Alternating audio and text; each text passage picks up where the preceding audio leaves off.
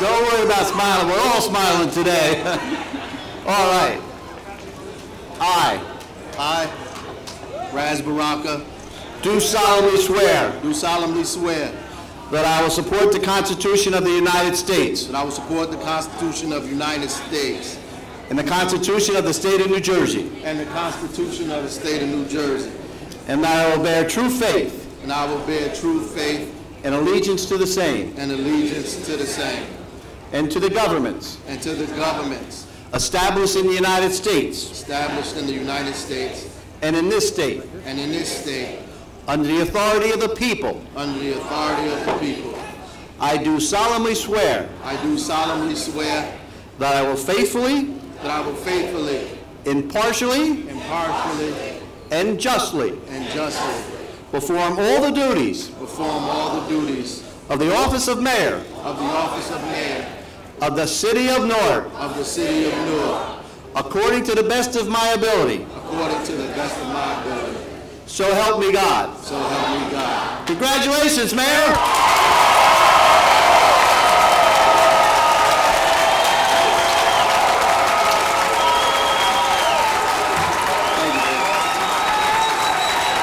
Hey, kiss your dad.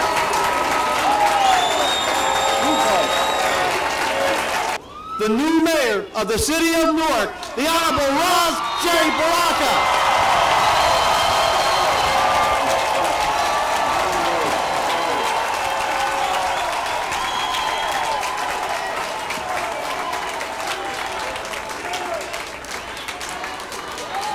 We the mayor.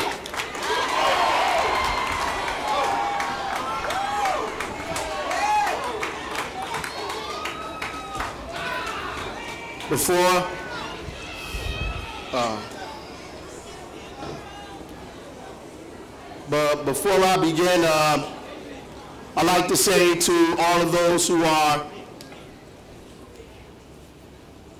recognizing the Islamic holy month, Ramadan Mubarak.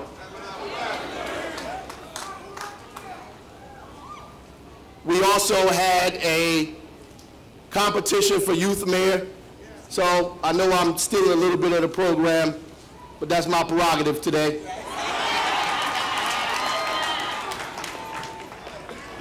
We sent out applications at a very short notice, and 26 young people in this city responded. And we narrowed the 26 responses from essays to videos to applications to interviews to speeches down to 8.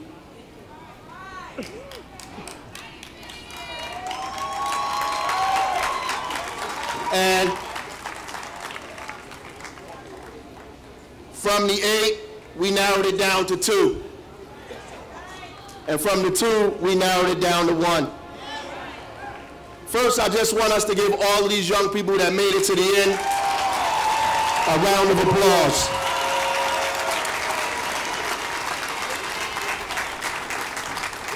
They worked very hard.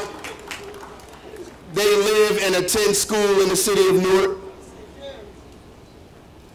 They endured our interviews for a very long time. And all of them did an incredible, incredible job, and it was very difficult to choose. And we argued over the night to decide who was going to get this. And everybody that's here will be a part of what we're calling our youth council. So all of them will be working on behalf of young people and all of us in the city. But only one can be the mayor. And so we, our committee, decided to make sure that the mayor, the youth mayor of 2014 would be Miss Young Lucy Lopez.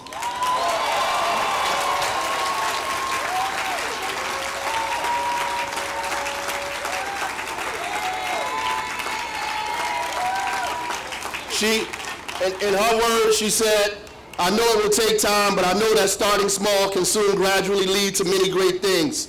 Let me help and improve the future leaders of Newark, the young people." She is a sophomore at Essex County College, and has a 3.0 GPA. We want to say thank you to all of these young people, and more importantly, thank you to the parents that allowed these young people to participate in this competition. And next year, we'll get many, many more young people. God bless all of you. Thank God for your interest in this, and we look forward to working with you, Lucy Lopez.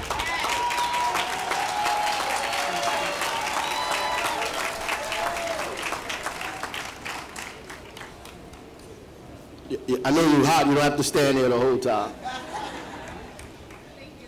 To the distinguished guests we have here today, to Honorable Senator, my governor, Richard Cody.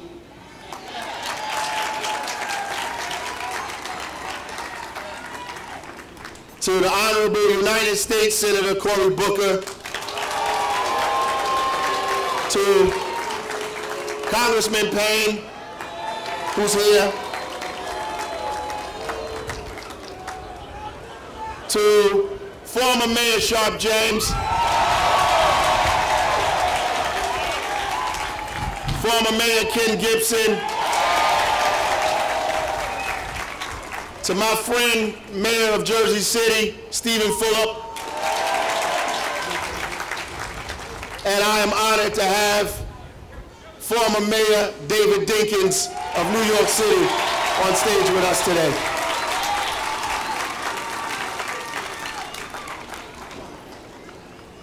And my confidant, Senator Ron Rice Sr.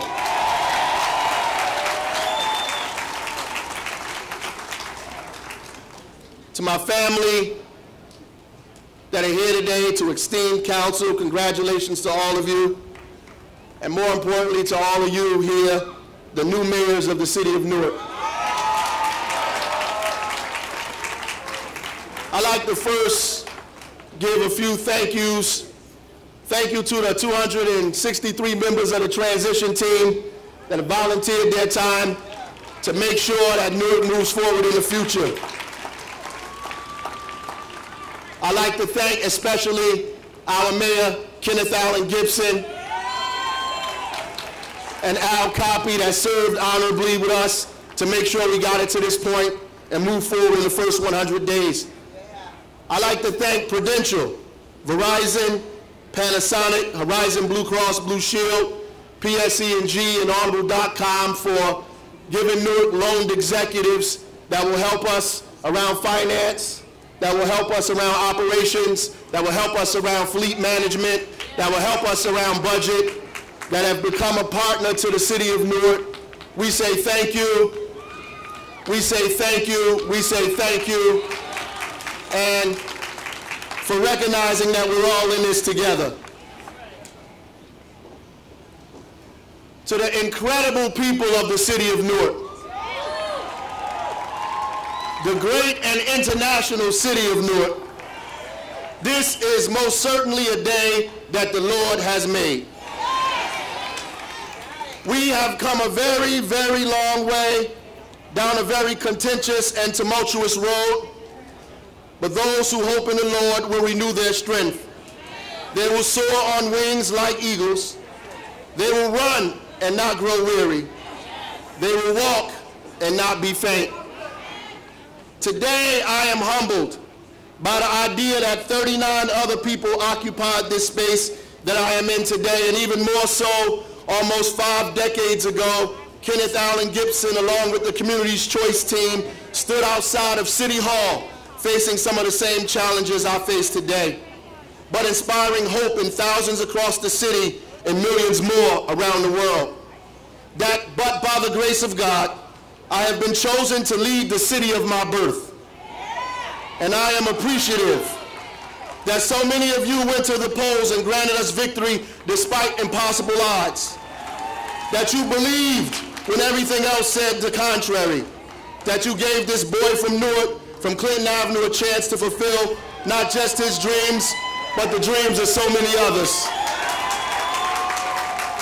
And I know you didn't do that just for me. We are here because we believe in Newark. Because we believed in hope and not fear. Because we believed in unity over division. because we believed Newark belonged to all of us, not just a few of us, because we were not content with the city the way it is, that we believed in the philosophy of we are all in this together, not just every man for himself.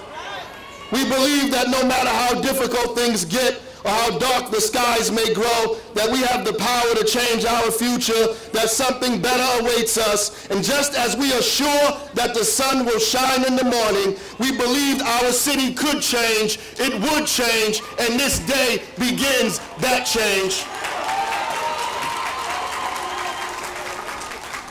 We knew that people did not have to live in misery and despair, that on today, this day in July, we hold our destiny in our own hands. We believed that this time would be different, but I am also mindful of the gravity of the difficulties that we face ahead. We have a budget crisis that gets larger as the cost of living increases and our revenues remain flat. Our children have chosen violence as language. They have turned their back on their own imaginations and have committed themselves to death instead of life. We have a bitter struggle over our schools and a battle over who should lead them, where some have chosen dogma over families, expediency over democracy, and even real estate over education. We have an unemployment rate that is twice that of the state and national average, and so many of our children, with no fault of their own, are born into deep systemic poverty. Our city, for some, is moving in two different directions. For some, its future seems promising with development and growth, and for others, it is wrought with uncertainty and pain. As people are being forced to leave as taxes increase and services diminish, and some are afraid to even patronize their corner stores, or worse, are still mourning the deaths of their loved ones from senseless violence. But Newarkers, I say to all of us assembled here today, that years from now, when we look back on this day, let us say that this was the day that we all decided to fight back. Let us say that this was the day that we did it together, that we sacrificed our right now for a better tomorrow, that we all took the oath of office together to agree to move our city together as a collective force. We have to understand that it doesn't matter if you take the bus to work or if you are shuttled there by your company, your stake is still the same. That you are no more entitled if you are an elected official than a single mother that is struggling to raise her children on minimum wage. We have to be clear that our children's education matters at Newark Collegiate High just as much as it matters at Malcolm X Shabazz High. We have to become disciplined enough to know that the economic growth of our city, jobs for Newarkers and salaries that pay living wages are not just beneficial to graduating seniors or struggling families, but also for those that sit on boards of major companies. Prosperity smiles at all of us. We have to be sophisticated enough to know that we have to prepare a future not just for those that are coming home from college, but also those that are coming home from war and incarceration. The same way we are willing to get together to fight crime, or the fact that we all agree to despise crime, violence, and senseless murder, we have to equally detest poverty and unemployment. How can we pledge to work against the fruit of the tree, but not the tree itself that keeps producing the same fruits? All of us, every single one of us, from the owners of multinational corporations to the small mom and pop stores, from single mothers to married couples, we all collectively hate the 111 murders that this city saw last year, but we all have to hate poverty the same way, hopelessness and cynicism the same way, unemployment and illiteracy the same way, disease and poor health the same way. Then and only then we begin to see incredible and miraculous change. We argue in the halls of the legislature about the $20,000 or less that we spend on each child's education in this city. But we barely have the courage to muster a word about the $40,000 or more we spend on these same children's incarceration.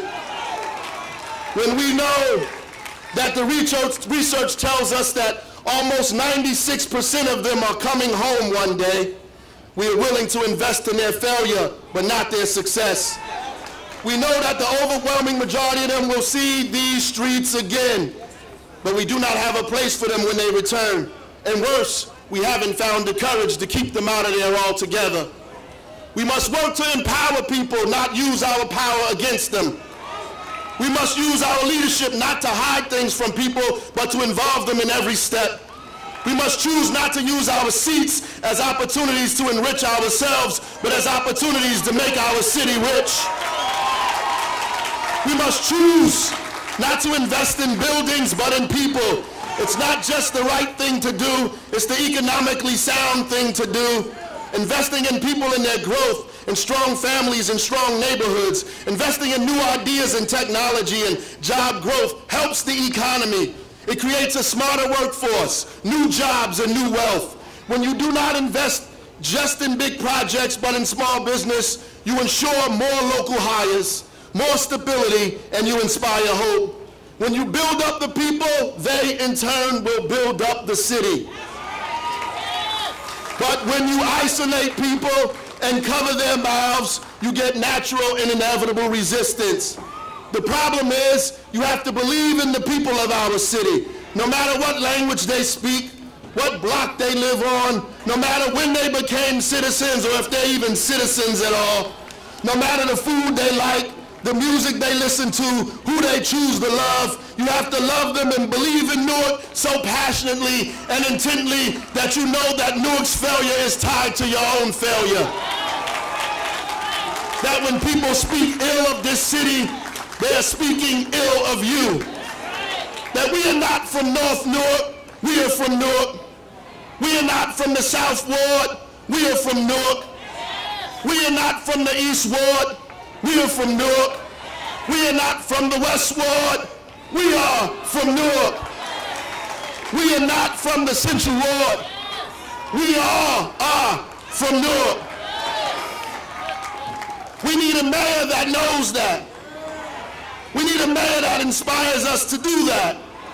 A mayor that believes that there is not a problem we can't solve.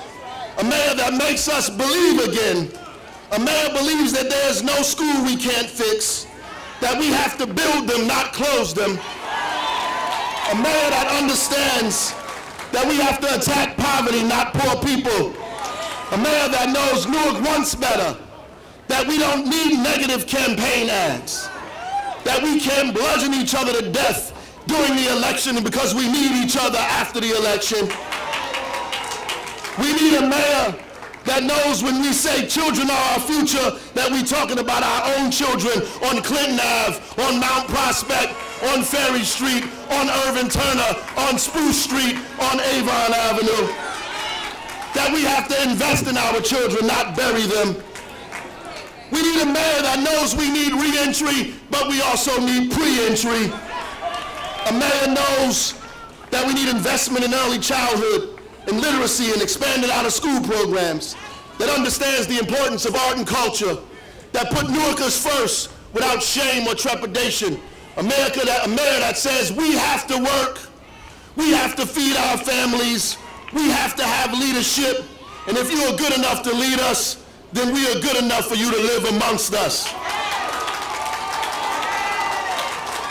We need a mayor that vows to fight crime as public health, that will have the courage to invest in new strategies and new ideas. We need a mayor that will call for everyone to pay their fair share, that will find new revenue and new growth. A mayor that will take us past Brick City and help us embrace our future. We need a mayor that will harness the power of small business, our universities, the promise of our seaport and our airport to benefit the hundreds and thousands of us. A mayor that puts his city first. A mayor that never forgets how he got here. Yeah, we need a mayor that's radical.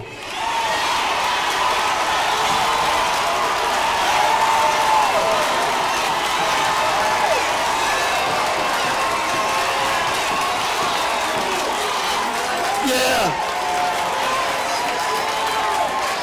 Yeah.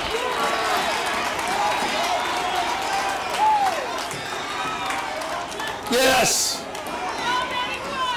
We need a mayor that marches. And we need a mayor that builds. We need a mayor that speaks and a mayor that inspires. A mayor that creates and a mayor that negotiates. But we also need a mayor that protects us, that protests when he needs to, and speak up when he has to. We need a mayor who unapologetically loves this city and the people in it. And most importantly, we need a mayor that believes in you and knows no fear. And I am thankful to God that today you have chosen me to be this mayor.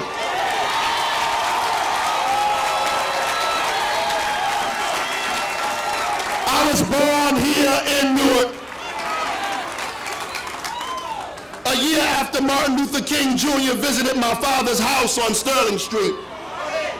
2 years after Newark was set afire, I was in my mother's stomach during the eve of the election of Ken Gibson. I was raised in the heat of transformation, and like Jose Marti said, just ideas reach their objectives despite all obstacles and barriers. This day was made for us. There were many who thought this day would never come.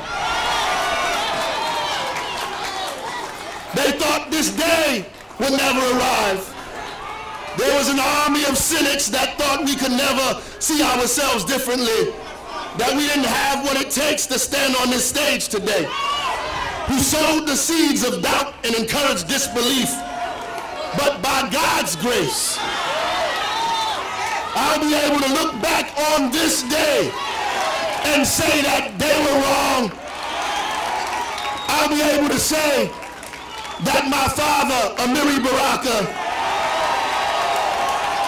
who gave his life to this city, lying on his deathbed in Beth Israel Hospital with campaign literature in his hand, I'll get to say that he was right.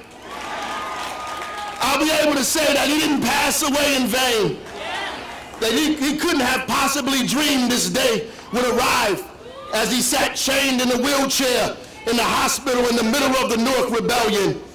Or my mother, Amina Baraka, a young girl on Howard Street, a student at Arts High School, a singer, a dancer, and an artist that sacrificed her own dreams so that the people could dream freely. Pregnant with my oldest brother in the dangerous times of 1967.